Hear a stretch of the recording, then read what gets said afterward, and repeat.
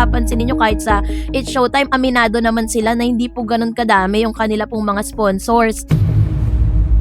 Nabanggit ang It's Showtime dahil sa social media chatter, baka raw kinabahan ang kabilang noontime show sa bagong atensyon na kukuha ng Itbulaga segment. There are times na ang It's Showtime, inamin po yun ni Vice Ganda sa kanyang interview, na munti ka na silang magsara dahil parang lahat ng tao ay gusto na lang manood ng Itbulaga.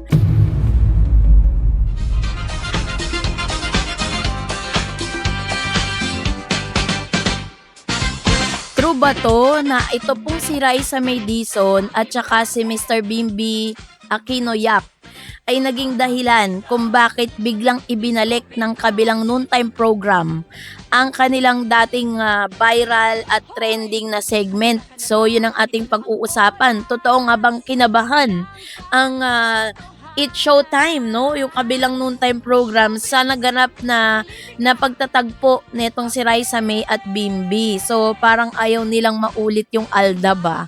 So let's see. So yun ang ating pag-uusapan maya-maya lang. But before that, if you haven't subscribed yet to my YouTube channel, please don't forget to like, share, and subscribe at hit mo na rin ang notification bell for more showbiz updates.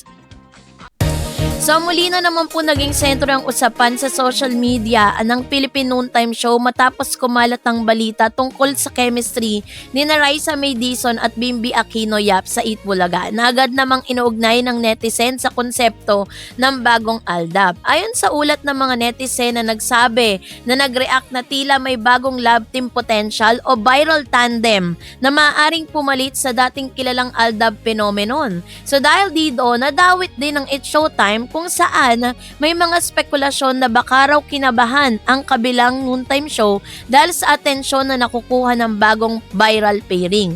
Ang headline ng balita ay naging controversial at click-worthy dahil sa paggamit ng mga salitang bagong Aldab, kinabahan ng Showtime at Raisa at Bimby. Nang lahat ng matinding recall sa publiko. Alam naman natin kung gaano po katindi, no? Parang Aldab era na talagang there are times na ang It's Showtime, inamin po yun ni Vice Ganda sa kanyang interview, na munti ka na silang magsara dahil parang lahat ng tao ay gusto na lang manood ng Itbulaga at wala nang nanonood ng It's Showtime. Yun po ay inamin niya noon, kaya talagang medyo may kaba, may impact, no? So, ano nga bang pinag-ugatan? Saan nga ba nagsimula ang balitang ito? So, ang issue ay nagsimula sa isang guest appearance ni Bimby Aquino Yap sa Itbulaga bilang bahagi ng birthday celebration ni Raisa May Dizon. Ayon sa ulat, ang nasabing segment ay naging emosyonal at naging nostalgic. So, dahil doon nagkaroon ng reunion sina Raisa at Bimby at nag-perform si Bimby. Nagkaroon ng harana at mensahe at naging sentro ng atensyon ang kanilang chemistry sa stage.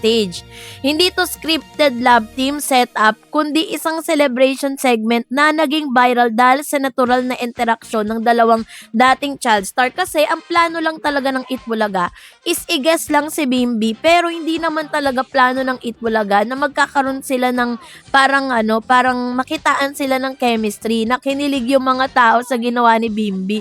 Di naman talaga yun ang parang binrief si Bimby kung ano yung gagawin niya tungkol dun sa parang yung isang segment sa Itbulaga, pero hindi po yun para po pag-pairin sila ni Miss netong si Raisa May. At maaaring si Mr. Bimby po ay meron na talaga siya nakahandang gift dahil alam niyang birthday nga ni Raisa. So bakit nga naging bagong Aldab ang tawag ng netizen? Ang termo ng bagong Aldab ay hindi official na level or label mula sa Itbulaga o sa mga artista. Ito ay gawa lang ng social media interpretation, fan-driven comparison at nostalgic-based leveling. So bakit nga ba parang naging reference yung Aldab, diba? So yung Aldab kasi nakilala bilang Alden Richards and Maine Mendoza, isang cultural phenomenon sa Philippine TV na sumikat sa Itbulaga. Naging viral worldwide, may malakas na fanbase at nagbago ang noontime TV landscape. Kaya pag may bagong tandem na may kilig factor, may chemistry sa stage at nagiging viral online, automatic na kinukumpara ng netizen sa Aldab era. So, sa parehong balita, nabanggit ang It's Showtime dahil sa social media chatter, baka raw kinabahan ang kabilang noontime show sa bagong atensyon na kukuha ng Itbulaga segment.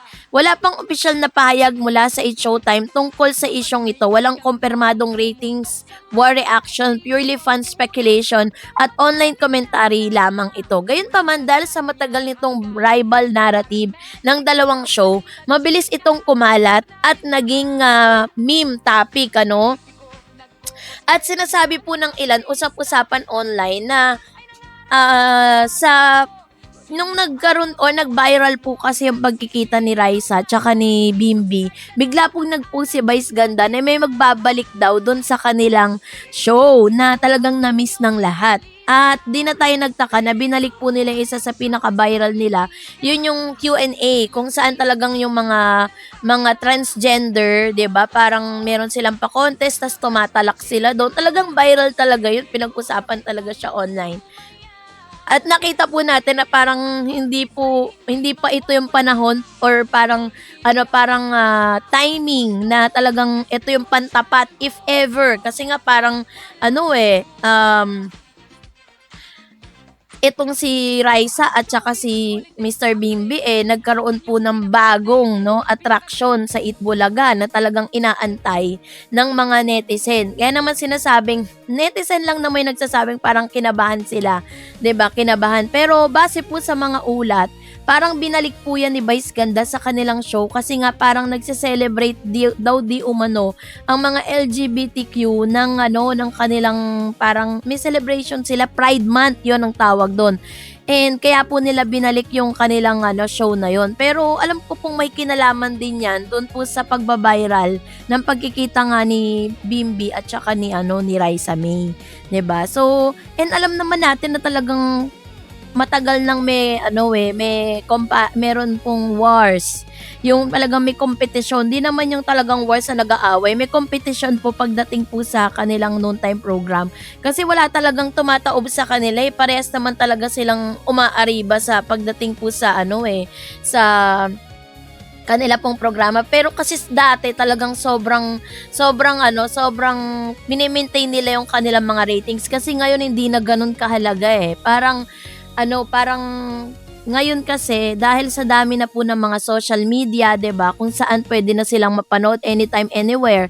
For example, ang Itbulaga, kung may trabaho ka or may school ka ng 12 noon, pwede mo pa rin siyang i-replay pagdating mo ng bahay, 'di ba? Kumbaga parang mapapanood mo siya in your most convenient time. Kaya masasabi ko na hindi po ganoon kalakas ang free TV ngayon. Mas malakas po ngayon sa social media, like sa lahat po sa YouTube, sa Facebook, 'di ba? Doon na lang talaga yung earnings na tinatawag, kasi kung mapapansin niyo kahit sa It's Showtime, aminado naman sila na hindi po ganoon kadami yung kanila pong mga sponsors, yung kanila pong mga ads na advertisers na nagbabayad to place their ads sa free TV, kasi mas marami na pong mga Pilipino at marami na pong mga viewers ngayon na mas nanonood sila sa social media, sa mga streaming platform kesa po sa telebisyon. 'Di ba? Kaya yun po talaga yung yung talo. Kahit sabihin na natin na mas malaki yung reach ng It's Showtime, pero hindi pa rin ganoon kalakas katulad ng dati.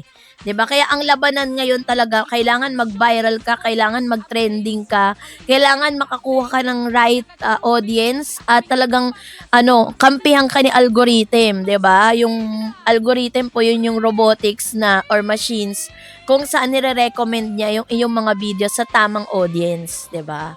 So kaya naman talaga masasabi ko na kahit na hindi po ganun kalakas ang free TV, meron pa rin competition, may fan wars pa din pagdating sa mga noontime program. So kaya naman, sana nga i-push na ng Itbulaga yung segment kung meron man, itong si Raisa May at saka si Mr. Bimbi Aquino Yap, 'di ba? So misa-misa sila ng mga fan nila. Ang Rai Beam, Aldab is out, Rai Beam is in. So kayo po, anong niyang saloobin patungkol dito, mag-comment kayo sa comment section. And that's it for today. For more videos and updates, please don't forget to like and subscribe, and please don't forget to follow my Facebook page, Dareds TV and Dareds channel. God bless everyone.